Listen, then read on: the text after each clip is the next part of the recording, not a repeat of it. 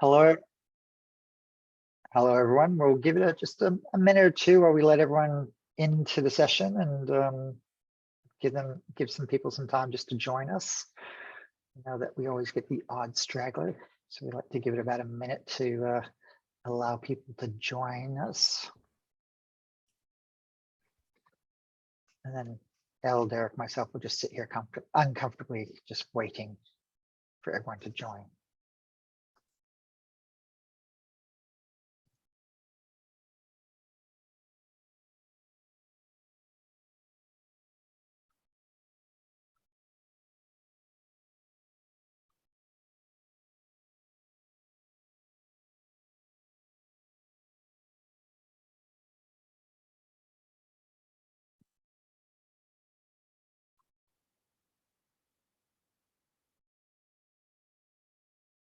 So looks like everyone who's probably going to join us is joining us for the moment. Anyone who's running late for the moment is, well, they can join us when they're ready. So I'd like to welcome everyone to our webinar today. It's a fascinating one I'm looking forward to, and thus I've jumped in to help moderate this one. Today, we're going to talk about navigating accessibility and technology, something that we know a lot of the organizations, as we get into sort of these bigger scaled up organizations, becomes some interesting new challenges. So we're sort of going to be fishing out the other end of the pond today versus the small end of the pond, trying to get things started versus this bigger end of the pond where there's big mechanics happening in these organizations, and how do we deal with that? So I first want to welcome everyone who's joining us today. This is fantastic to have you all with us. If this is the first time you're with us, hopefully you enjoy it. If this is a repeat thing for you, thank you for coming back. We really appreciate it as well. I'd also like to begin by acknowledging the traditional owners of the land on which we meet today. It will vary obviously for everyone depending where you're at. I'd also like to pay my respects to elders past and present as well. I'd also want to acknowledge our wonderful captioners. We have live captioning available, so for those who can utilize that or benefit from that, feel free to turn that on. And this is being recorded, and we will share this on YouTube soon after we finish up our session, probably a couple days afterwards. So today, what we're going to do is we're going to talk about the big tech side of things. We've got the wonderful Derek and Elle, Derek from Salesforce and Elle from Adobe, joining us today. And I've got a few sort of broad questions I'm going to steer them through. Elle and Derek and I were just talking about the fact that we probably could have wandered in all different directions with our conversation today, but we're going to try and keep to a little bit of a structure to start off with. When we get towards the end of this, we are going to leave time for question and answers. We are looking forward to any of the question and answers questions that are coming from our audience today. This is a great opportunity to sort of hear from Elle and Derek and their experiences that they both have. And then, yeah, we'll wrap up a few things with a little sort of final remarks and that sort of type of things. So let's get this show on the road, as they say. Now I'm going to start and throw it over to Derek. And Derek, I'd love it if you could give us a little bit of an introduction of yourself, a little bit about your background, although I'm pretty sure many people know who you are. You're a regular at talking to various events here in Australia. But yeah, please, yeah, I'd love to have you give a little bit of that background, your journey into accessibility. I will venture all the way back to the very beginning, which was my time as a high school teacher. I taught high school math, biology, chemistry, and computers started in about 1993 through to 1999. And accessibility was something that I learned very early on as I was building web-based resources for my students. And I kind of picked up on it and really got into it. And then in 1999, I left teaching and started my own company, because that's what a lot of people were doing in 1999 and 2000. It was kind of that era, that big tech boom. And so I decided to start doing lots of contract training, technical training for people. And one of the things that I started doing was was teaching people how to build websites. And so of course I just naturally integrated accessibility into that where I could.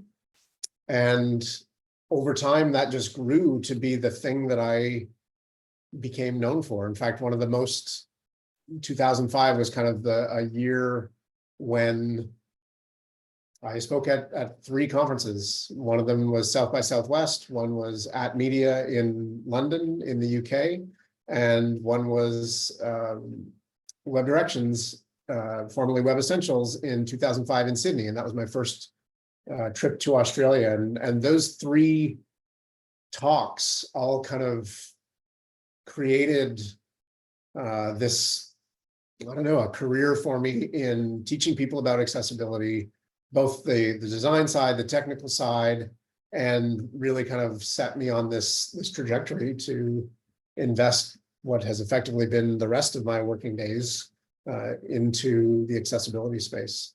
And it was always something that was there for me, and something that just felt really natural when I moved from teaching to the web. I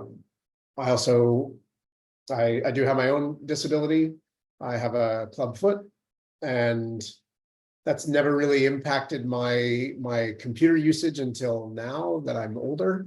I find that my left ankle, for example, is quite inflexible compared to my right, and that leads to a few things going on in my leg, which radiates through to my knee, to my hip, to my shoulders, my back.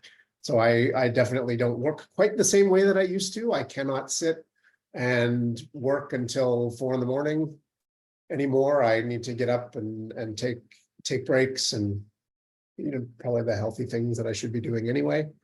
And I've had family members with different disabilities in my lifetime as well. So all the way back to my grandfather in the mid 1980s who had a stroke, and I was kind of working with him through that recovery and helping him.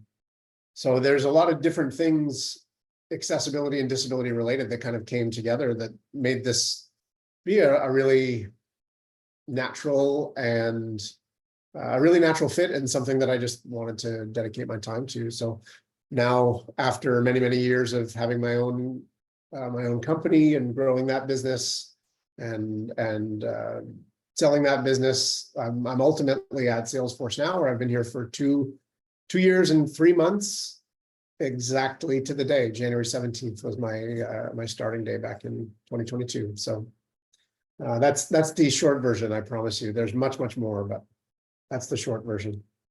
I think the short version is fantastic, Derek, and thank you very much for sharing that. That's always great to sort of hear how someone gets into this, and it's a common thing I do hear a lot around someone's has a disability or a connection disability, which seems to direct people into the accessibility community. No, thank you for sharing. And let's throw over to you, Elle. Same sort of question. It's like, tell us a little bit about your background, your journey that's taking you into the accessibility space originally, and then obviously a little bit to where you are today. Well, thank you so much. First of all, thank you for inviting me to participate in this. Because of everything else I'm about to share, I feel like I'd like to provide a description of myself, not because I really particularly like it, but because I want to do that for those who might not be able to see. I am a white woman with short, dark, curly hair, and I use she, her pronouns, and I am very, very honored to be living and working in California. And so in the same light, I really want to acknowledge the Ohlone tribe on which I reside. I am on borrowed land. I started in accessibility. Well, let me start by saying I was always somewhat of a human rights zealot. Pretty much across the board. If there was a mission that was focused on equity, I was usually all in, sometimes recklessly so. And I worked at a lot of startups and was fascinated with inclusion to some degree, at a very large kind of concept of inclusion. I didn't know a lot, but I started working at a Fortune 100 health insurance company, Humana, for those of you in the United States. And within about 2 weeks, I really thought I was going to walk out the door because I am not the average corporate American employee. And so I thought, I just can't do this. They think, casual Fridays are like really cool. And I was like, oh my gosh, I came from a very alternative culture growing up. And within about 2 weeks, they gave me a project and they said, would you make our Medicare website 508 compliant? Because I was doing web content and web development. And I thought, that really fits with how I feel. I really think that's a great idea. That should take me about 3 weeks.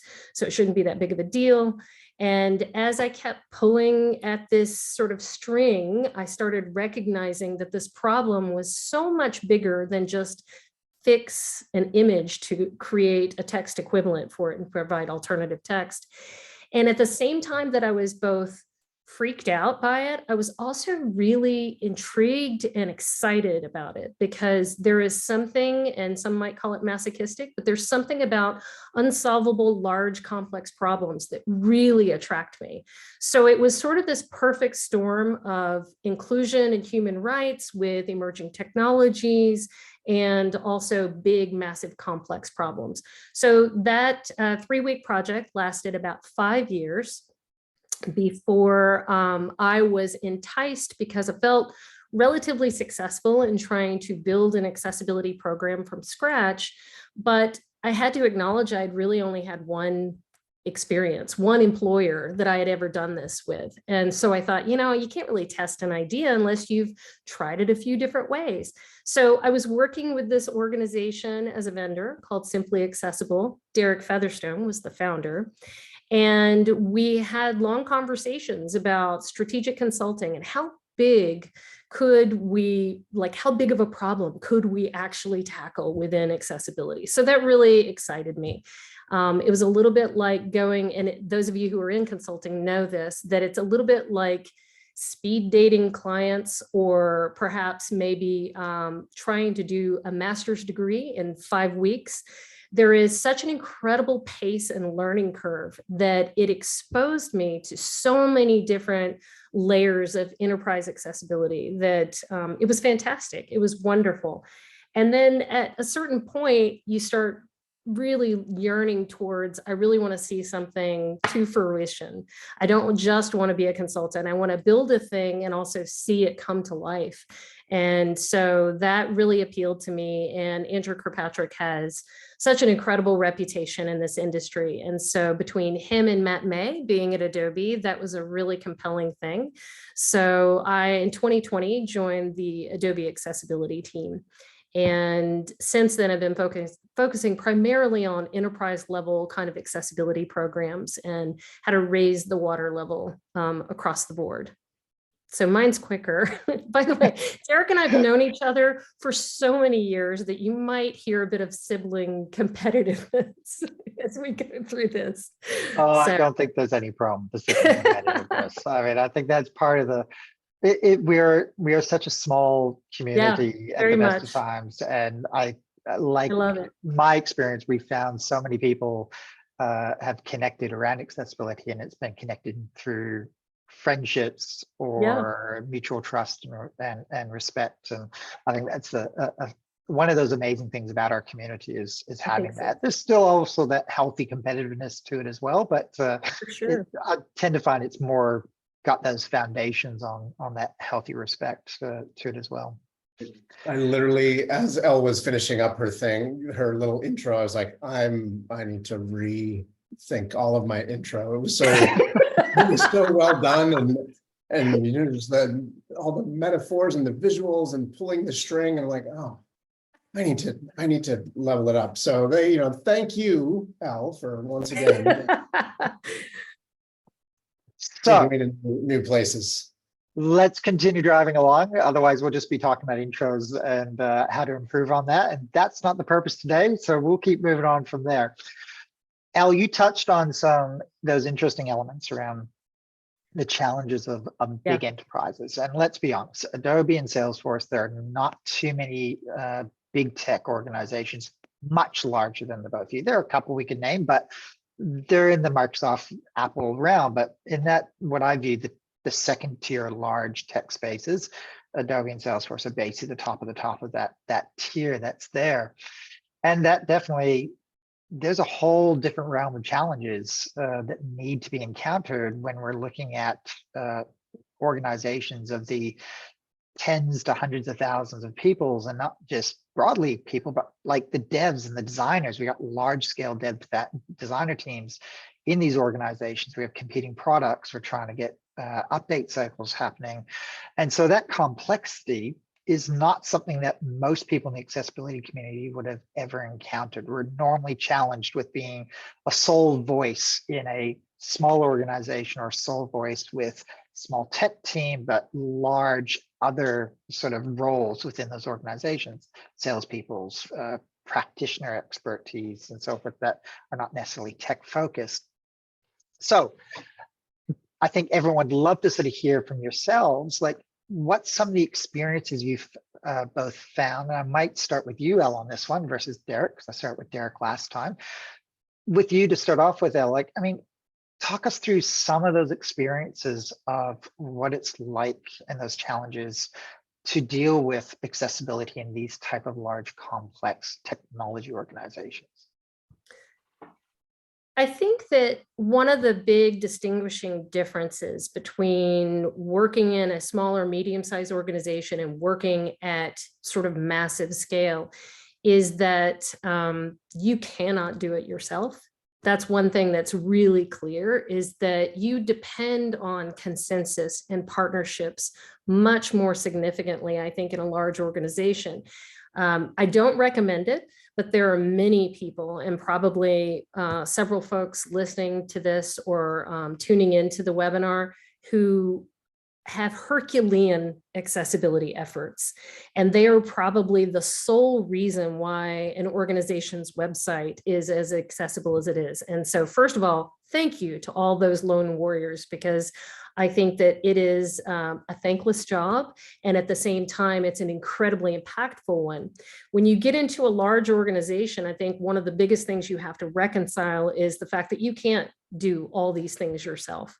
And you can't just say, well, fine, if I can't get a person to agree to a thing, then I will go in and do that thing. Even if you had the skill set needed for every role or every part of the organization, even if you had the permission to do all of that, there's just not enough hours in the day for what's being produced and what's being generated.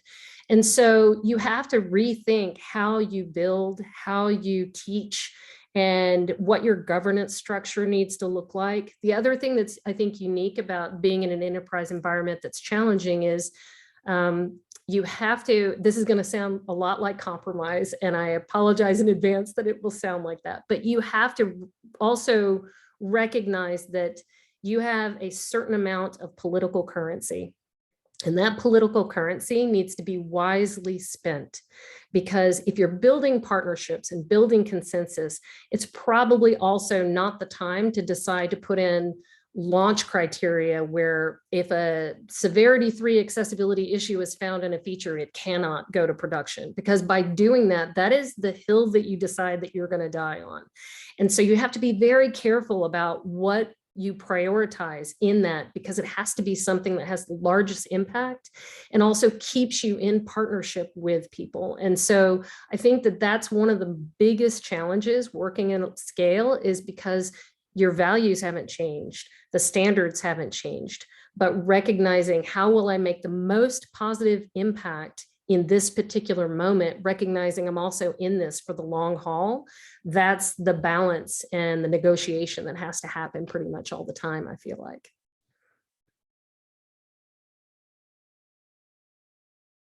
Elle, before I throw it to Derek, so unpacking two elements of that. So it sounds like you've got both, there's a technical challenge, but there's a people challenge to dealing with this. So where do you see, how do you see that operating in at scale? Like you touched on a little bit, but explore that a little bit more, like that importance of both either the tech side and or the people side. Yeah, I think that there's certainly technical and training and skill-based needs that every organization has related to accessibility. But if I had to sort of position it as two things, it would be humans and process.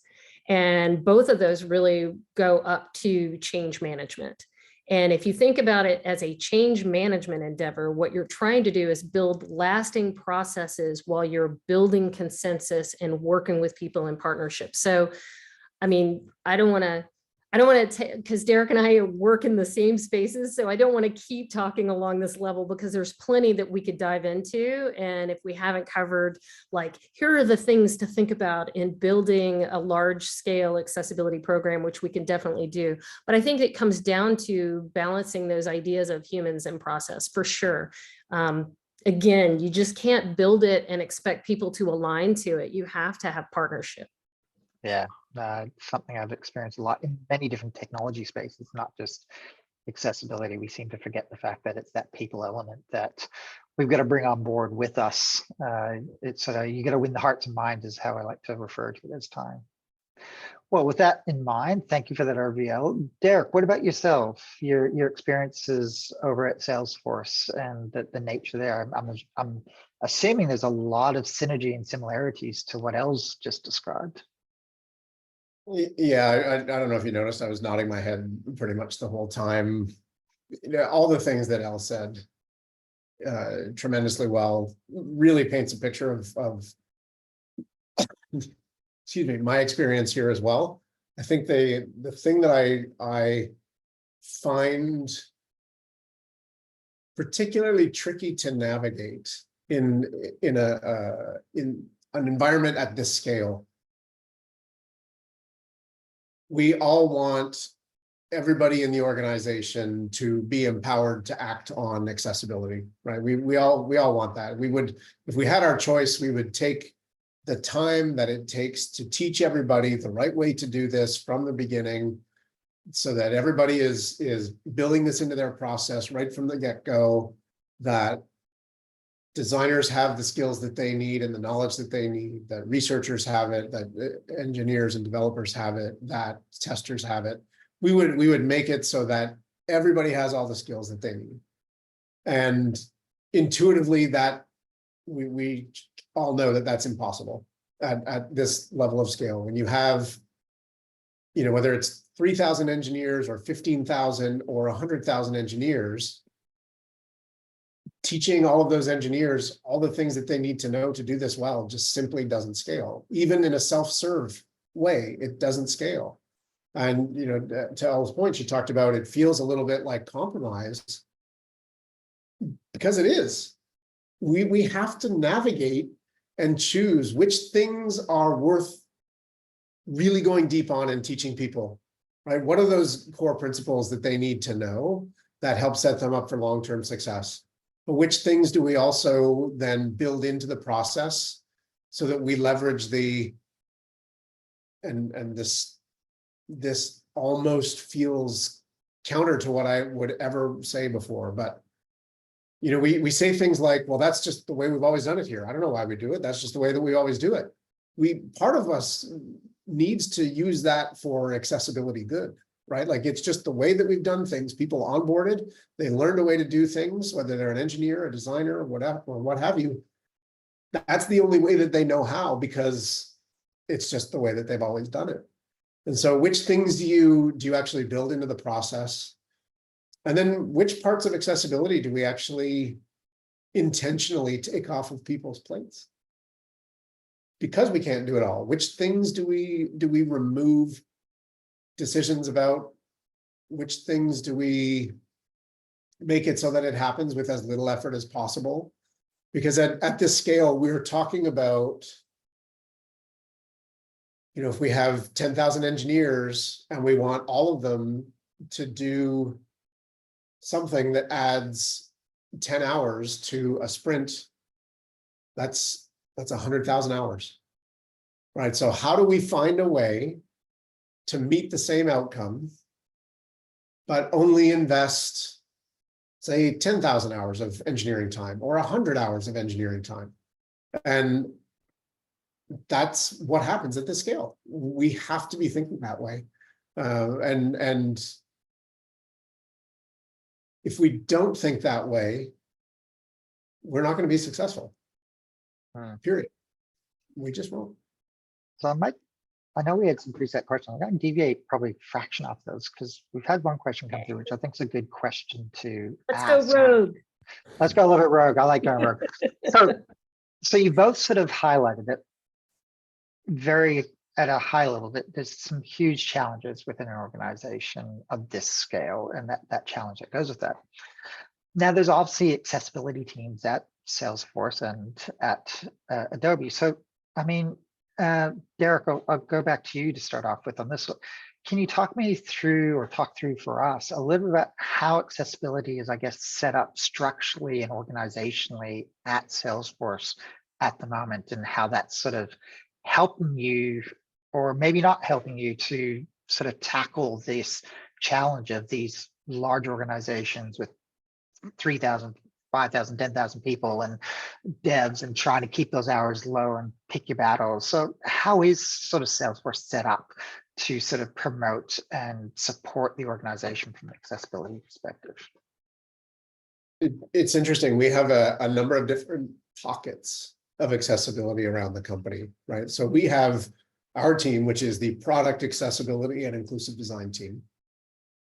We also have an office of accessibility that works on accessibility for all of our employees, for our employees with disabilities, making sure that our technology, the things that we procure, the things that we create, there's a little bit of weird overlap because we run Salesforce on Salesforce. So we have to, there's that, both of us, the Office of Accessibility and our team, there's some overlap because we're both so interested in having our products be accessible.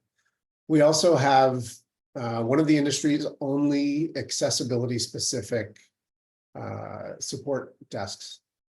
And we have so a team of accessibility support engineers that help us with customer cases or inquiries about accessibility, helping us work through that process. So we have a team dedicated to that.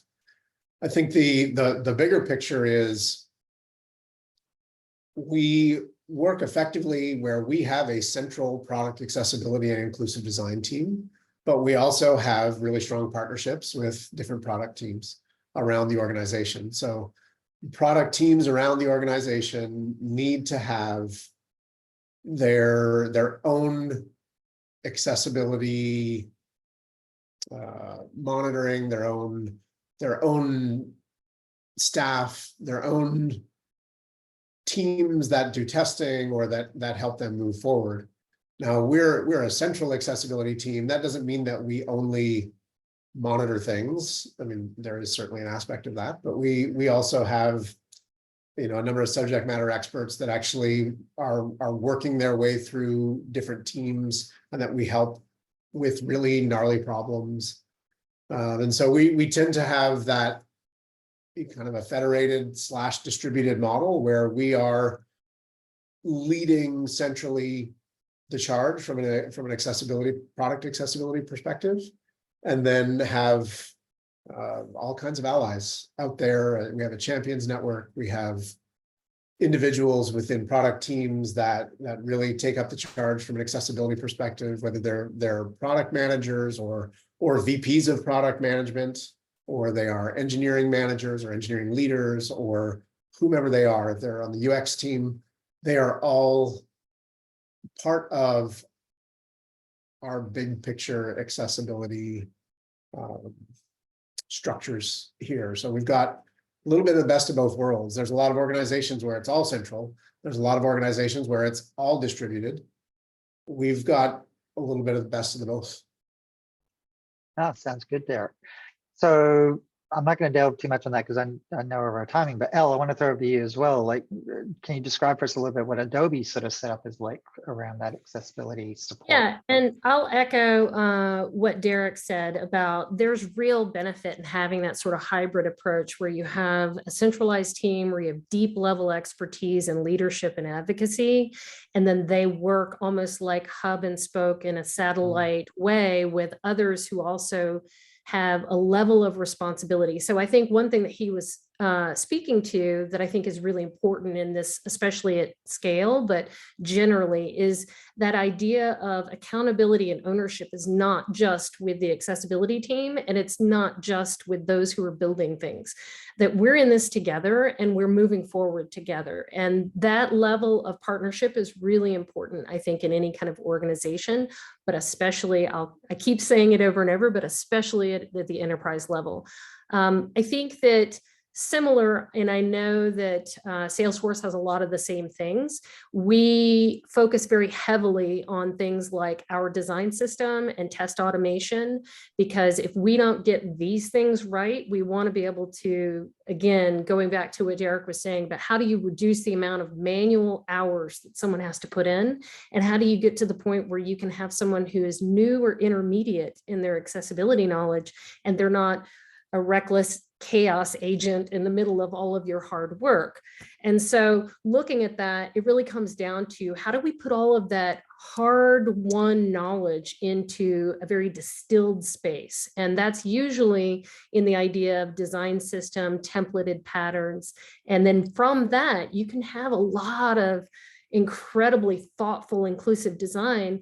And then you're just telling people, stamp this out. And then we're going to look at sort of the overall layout, the overall flow, and to double check to make sure you haven't, rolled anything back. And I think those things are really important. But one thing that's kind of key throughout all of this, I don't want somebody to assume that Adobe and Salesforce, first of all, are done, and that we have these incredibly mature programs, because Derek and I will be the first to tell you that here's where we want to be able to improve, here's areas that we think that we can strengthen. But one thing that's really clear that I think everyone should think about is your maturity and hygiene in your overall organization will determine how tough or how easy it will be to integrate accessibility into those things. Adobe has an incredibly strong culture of inclusion. So winning hearts and minds is actually not as difficult at Adobe, because we have now an executive accessibility board where we have product leadership, DEI, all of that. We have a product equity team that does prompt workshops to prevent harm and bias for our generative AI products. That's really unique and it's wonderful. And I didn't have to make the case that accessibility needs to be included in that. Where we're less mature is Adobe is very creative as an organization. So we're not very big on, or haven't been, governance unless it's absolutely necessary. So there's a lot of creativity in this organization. As a result of that, there were some areas we needed to strengthen to be able to support accessibility. So just be generous with yourself when you're looking at these different pieces of your organization, and lean into what is already a mature piece that will represent a pillar where you can succeed with accessibility.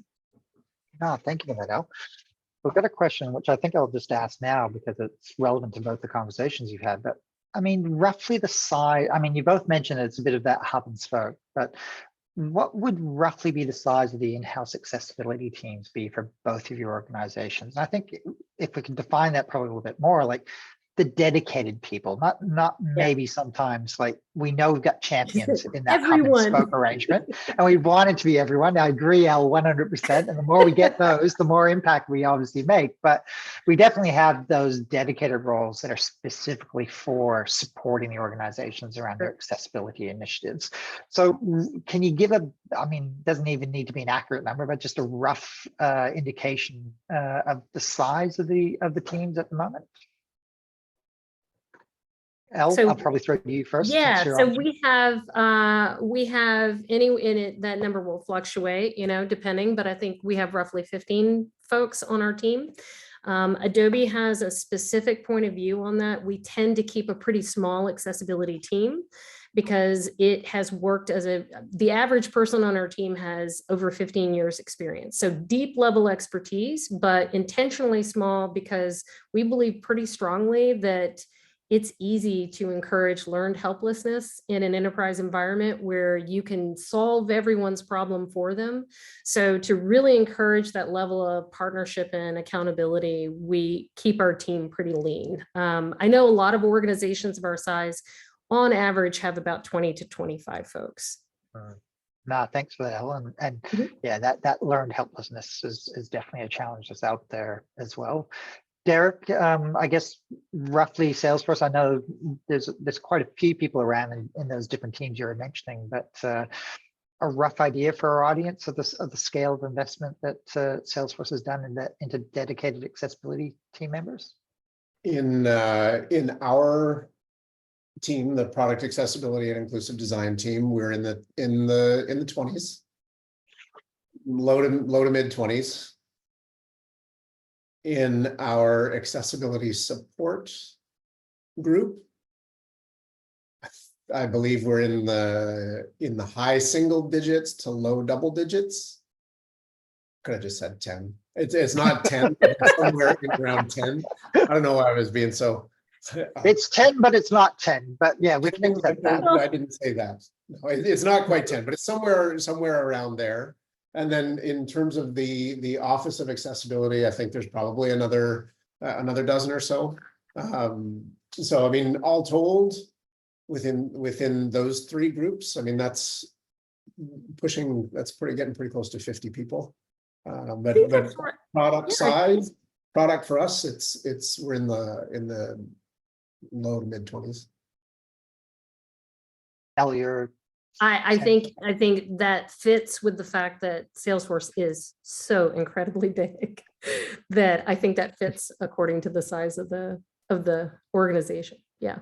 Yeah. And honestly, too, we're trying to figure out what is our right size, right? And how do we think about this long term? What are the functions within the central team that we want to scale? Which things should be, owned by all of our product teams, and how do they scale? So there's a lot of, we're still, I still feel like we're just getting started, even though we've been doing accessibility at Salesforce for a long time. I've been here for 2 years and 2.25 years, and I still feel like we're just getting started. And I think we're going to figure out what that right size is for different functions within the team. Excellent. So I know I can see a growing list of some amazing questions that are coming here. So I obviously want to leave as much time for that. But I do want to cover maybe one little summary elements from both of you. And I've got two parts to it. It's going to be this slightly positive question and the slightly negative one. So, but I'm going to put a spin on them. I think you've both touched on this to different degrees, but I'd like to hear if there's like one thing you think you're doing well as an organization. What do you think that one thing is? So, I mean, I'll throw it to you, Derek. I mean, I know there's depth to this, and we've touched on like there's so much diversity of challenges we have in an organization. But is there like one thing you think that Salesforce is getting right when it comes to their whole accessibility program of work? Yes. I think one of the most important things for us to do, and that we are getting, building this capacity, is recognizing inertia and finding ways to break it, and then getting and keeping things that have momentum. Inertia and momentum, I think, if you'd asked me this 10 years ago, I would have had a completely different answer. But I think inertia and momentum and being able to recognize them is one of the most important things that we need to do as an organization, so that we can keep those flywheels spinning and find ways to break that inertia and start getting those flywheels turning. So that, for me, hands down, is I think one of the things that we are really getting good at, because that's all about recognizing opportunity. No, excellent, Derek. Elle, what about yourself? I mean, one thing you think Adobe is doing really well. Taking notes on what Derek said, because it was such a great answer. Breaking inertia. Good point. I think the biggest challenge, and also one of the biggest areas that I think Adobe is leaning into, is balancing innovation with governance. So Adobe has more patents than any organization I've worked for or with. And we've obviously leaned pretty heavily into responsible and ethical innovation. I know that this is also the way that Salesforce is structured as well. And I'm delighted to say that the accessibility team actually reports up to the head of ethical innovation, and that we sit right next to AI ethics. And the reason why this is important is, I don't know if all of you have heard, but AI is kind of a thing. And there's a lot happening with it. And I would say that it's very similar to the mobile moment. It's very similar to the like web UI, that we have a moment in our community to partner with innovation, but we also have a responsibility to ensure that there's no harm or bias or exclusion of our community and anybody else who identifies as a marginalized group. And so having that in mind at both points all the time is both challenging, but it's super exciting because it is exactly where Adobe's head is at. We are not, I mean, Content Authenticity Initiative came out of as an Adobe project, the idea of providing some kind of understanding about what the content is that somebody's encountering and what the provenance of that was. I think the same way we're looking at text prompts are creating avenues and opportunities for people who may have visual impairments to be able to create images that they've never had an opportunity to do before. And so seeing and looking at the incredible opportunities of what innovation can provide, and at the same time, always be thinking about what are the things we cannot leave someone behind on? What are the things we have to ensure are truly fully inclusive? So I think it's exciting. It keeps us all up at night all the time. So. Well, you touched a little bit on the future side of things, Elle, and I think one thing for both of you, and it'll be my last question, because we've got a stack of amazing and great little questions that have been popping up from the audience. Let's say we're all in the time machine hot tub and we could go back in time.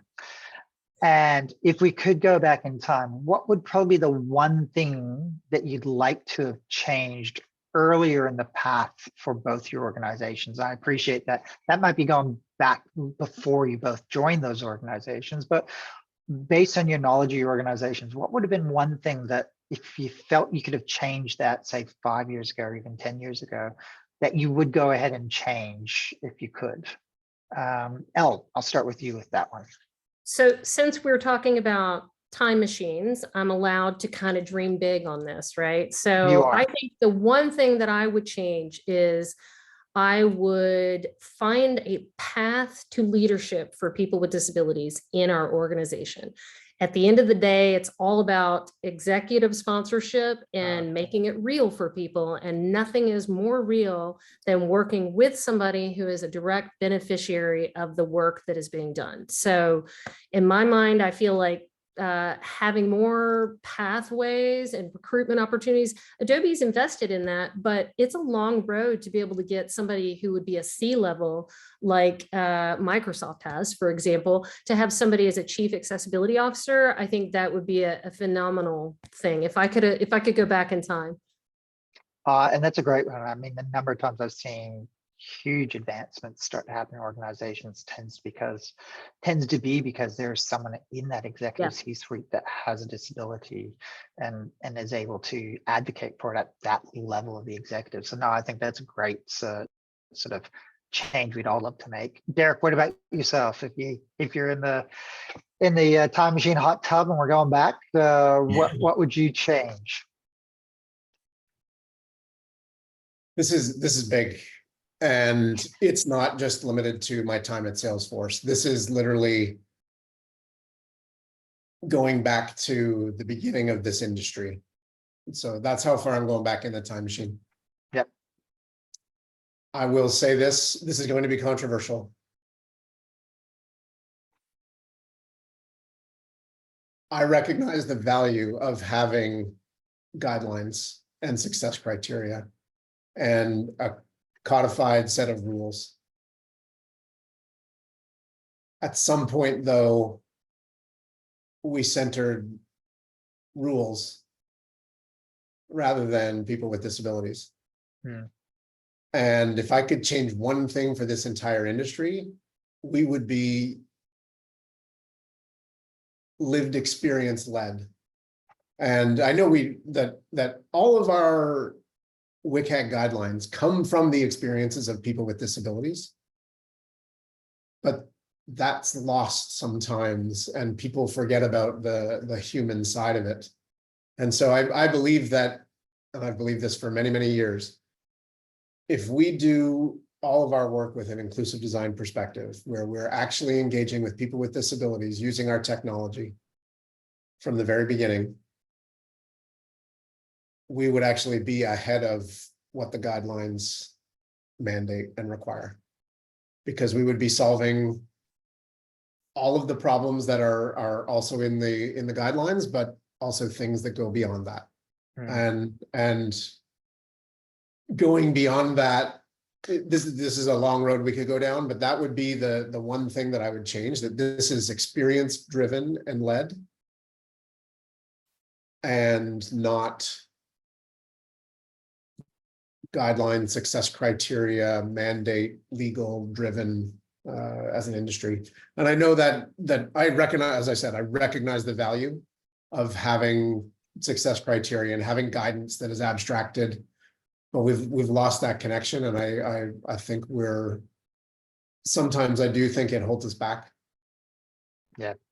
No, I think it's a valid one. I mean, I've seen it from some like the Discrimination Act sort of advice and so forth. And it's trying to, as we've always, I think as a community, we sort of say things like WCAG is meant to be the baseline, and it's not the starting point. It's so like that is just the foundational pieces. There's so many other pieces on top of that to get this right. And when I sort of talk to people about most discrimination acts around the world, I sort of say it distills down to equitable access. Like that is literally the two words they all distill down to, and that doesn't say it meets success criteria. It's no, does that person have equitable access to somebody else? And yeah, I think there's a lot of merit, Derek, to that view. I don't think it's going to be terribly controversial, but definitely a lot of merit to it.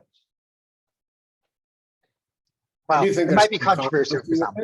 Only because I think we've come a long way because of the guidelines that are there. Right? Like, there's no question about that. And I don't know for sure that going back and being user experience and lived experience driven and led, I don't know that we'd be in the same place that we are today. But it's like, this is impossible to A/B test, right? We don't actually have that time machine to go back and check it. But I do think there's lots of evidence that we might be in a very different place, and it might be better, it might be worse, I don't know. Well, we live in a world of multiverse now, so there may be another multiverse out there where we have done it differently and we've not gone down the path of WCAG, and we just need a Doctor Strange or a Scarlet Witch to be able to take us across the multiverse to explore those differences. And there's my pop culture reference for the day. And let's throw it open a little bit to some of the questions. Now, I've got so many questions here. There's no way we're going to get through all these questions with the time we've got left, and there's some really great questions here. I'm going to start. It's probably going to be very much speed round, I think. So the more we can try and get through this, the better. So let's do that. Right. Let's set ourselves the challenge of the speed round. So I've got one from Ricky Onsman. Amazing, Ricky. So are you each able to embed accessibility into the new hire onboarding experience? So for example, making accessibility awareness a hiring criteria or an offering? Speed round, what do you think on that? And what are you both doing as an organization? Yes. Yeah.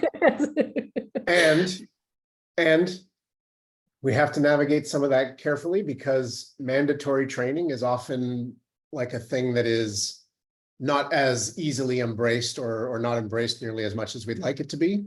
So there's some needle threading to do there in terms of making it part of onboarding, but also not making it seem like, oh, this is just another thing that we've got to check the box on. So when you're both saying yes, are you saying yes, you are doing it, or yes, you feel it can be done? Yes. Yes. Excellent. I think particular roles are really important to have some of that skill set coming on board. I also think that we forget that all of us started at the beginning, and we really want to not make that a blocker for somebody who has a clear, obvious passion for inclusion, but they don't have a lot of experience. So we don't have like certification requirements or anything like that. But what we do have is we have general disability awareness training as a piece when somebody is coming on to Adobe. That's pretty standard. And recently we have made it a requirement for all of our designers to understand not just accessibility, but also how to annotate their designs for accessibility. And that's become a hard and fast requirement. And that's really, really been impactful for us. So yes, and the goal is to continue to do that. But to Derek's point, it needs to be something that is really encouraging and inclusive. Otherwise, it feels like drudgery for people. And accessibility already has a brand problem. We don't need to add to that. No, I agree with you 100%. Moving on to the next one. Chad Hester has asked, how would you highlight the importance of the internal document and systems to leadership as much as the external facing digital property to support the organization as much as the customer? If you don't have internal systems and documentation that is accessible, you can't hire people with disabilities. You don't create a space where people with disabilities are welcome or safe. No notes. Yes. +1. +1. Cool. Got one from Ryan here, which is for you, Elle. What role and authority does the Adobe's Accessibility Board have? I'm so glad you asked. This is one of the most coolest things that I've been a part of. So we have top level leadership from every part of our organization, including our Chief Trust Officer, Dana Rao, who's also our Deputy Counsel. He's the executive sponsor. We have people from all areas of product leadership. So this is an SVP C-level kind of group. And they're advocacy and helping us set the priorities. And so we come to them, and again, this is less than a year old, so it needs to evolve, obviously, but they have two functions. One is to set the direction so that they're very much in line with where we want to go as an organization with regards to inclusion, but they are also the governing body, which is fantastic because they're providing accountability to each other as well. So where a product decides that they feel that their business goals in some way compete with accessibility requirements, and they make the case to us that they aren't liable or don't need to make that happen. The idea is that after we've had negotiations, if we can't sort this out, we bring it to mom and dad. We go to the accessibility board, because ultimately those are the decisions that that level of leadership should be making on these things. So I would say they have pretty significant power, not only just because of the board, but because these are usually people's bosses, bosses, bosses, bosses, boss. And so if they say, this is a high priority we cannot miss, then teams are motivated differently, because their goals then are to figure out, how do we do this? And if we need more folks, we need more time, whatever it is, it changes the conversation. Yeah, I know through the experience I've had with talking with organizations, separating out that governance group at the executive level from the accessibility team is so important, because you touched on this earlier, Elle, about the bad branding that we sometimes have from the accessibility community, where we're the big bad sort of compliance people and with the big stick, and that does not go down well in organizations. So being able to have some separation from the team so that the accessibility team can be focusing on that positive support relationship and leaving it to mom and dad executive level to make those decisions is such a powerful thing. You never want to be the hall monitor. You always want to be the coach. And coaches can give bad news, but they are clearly interested in your success. So it's a very important role distinction for sure. Derek, did you have anything to add to that from a Salesforce perspective? Nope. Speed round. Let's go. Cool. Excellent. Another one from an anonymous attendee. What is your relative proportion of your staff at both Salesforce and Adobe of staff with disabilities and staff, well, basically, what is the proportion of staff with disabilities in your organizations? I can't answer that off the top of my head. I'm sorry. I can't either. So we have people with disabilities, and there's also even if I had the numbers, I don't think I could tell you, but B, we have lots of people that don't self-disclose. I mean, we encourage it, but it doesn't always happen. And we're a global company, and self-identification as a person with a disability is not something that applies across all jurisdictions in the same way that it does maybe in the US. So it's really, really hard to say, to be honest. But my goal, my hope is that we have more people with disabilities working at Salesforce and continue to grow that pool. That's part of that population of people with disabilities working at Salesforce is part of what our Office of Accessibility focuses on. I would say there are open positions at Salesforce and Adobe. Be part of that and use us as a contact. We will figure out making sure that you get the support you need. But I mean, not enough. How's that for an answer? It's always a good answer. That's the I one. always like to think that I would love to see organizations with at least the minimum standard of basic going representative of the communities that they're meant to be employing from. And I think that's always a good challenge, which we don't see a lot of. I think that's going to change. I have a huge amount of optimism and hope about Generation Z because they are very dedicated to owning their own lived experience and speaking up for themselves and advocating for themselves. That's just been my experience having a son with a disability in his 20s, that I just feel that we're moving the right direction, hopefully. Okay, I've got another one here, and I'm not going to get to all these questions, so apologies if I've missed anyone's questions. I'm trying to pick some ones I think are unique that we haven't covered topics of. So Mary Romale has posted, what next for you both to focus on in the accessibility space? I'm talking about beyond the product accessibility. What are you looking at to be more proactive and innovative in the accessibility space? Now, Elle, I know you touched a little bit on the AI side, so I might start with Derek on this one and sort of look at it from your perspective, Derek, because Elle has already answered, I think, this earlier. Salesforce it's, you know, this is public. We're all in on AI as well. And so we are, as Elle said, our sister team is responsible AI in tech, right? We are in the same space. So we are really focusing on making sure that responsible AI means inclusive AI, that trusted AI means inclusive AI and accessible AI. So not just our products, but the ways that we use them and the way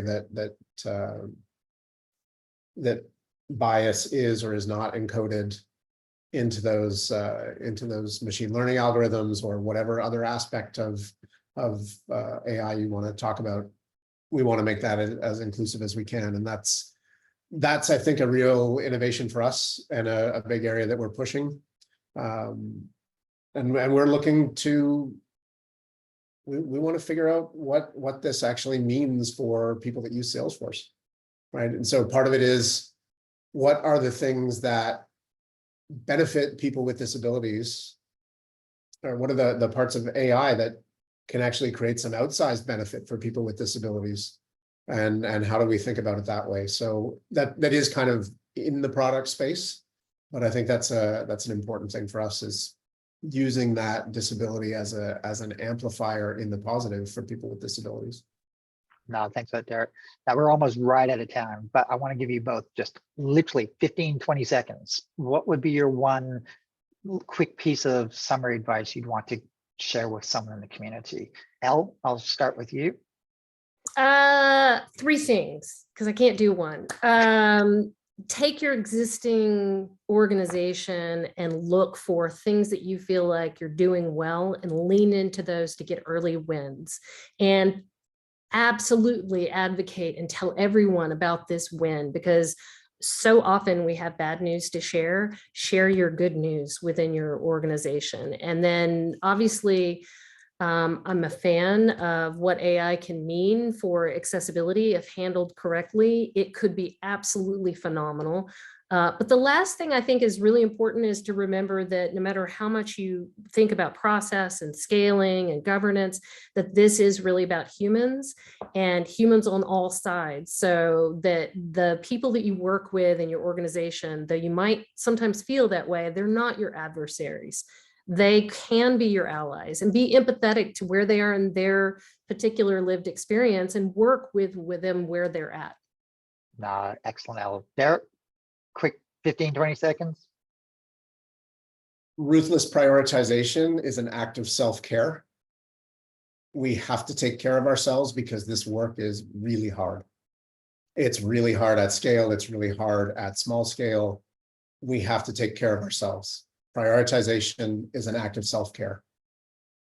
The most underrated skill that we have is influence. That skill will do more for you than a lot of the other skills will, particularly as you're in a larger organization and trying to have an influence on people. And the last thing, third part, connect this work to everything you can to connect this work to core values of the organization that you work in. Not everybody is going to be in this for the same reasons as you. Connect it to core values and to their shared goals, the things that they want to accomplish. And that helps pave the way to get this work done. I couldn't agree more, Derek. Elle, Derek, amazing things. We could probably have spoken for another hour or two along some of these amazing topics and some of the amazing questions that we did not get to, but we only had a limited amount of time today. I want to thank both yourselves, Elle and Derek, for joining us today. Thank you for taking a bit of your time of your busy schedules and days to join us and share your knowledge and experiences with us. I really appreciate it. I'm sure everyone in the audience really appreciates it. So thank you very much to both of you. Thank you, Stewart. Thank you, Intopia. Thank you, everyone. Thanks, Derek. Good seeing you. You too. Now, I also want to thank our wonderful captioners for helping ensure that everyone can sort of be participating in this process. So that's fantastic.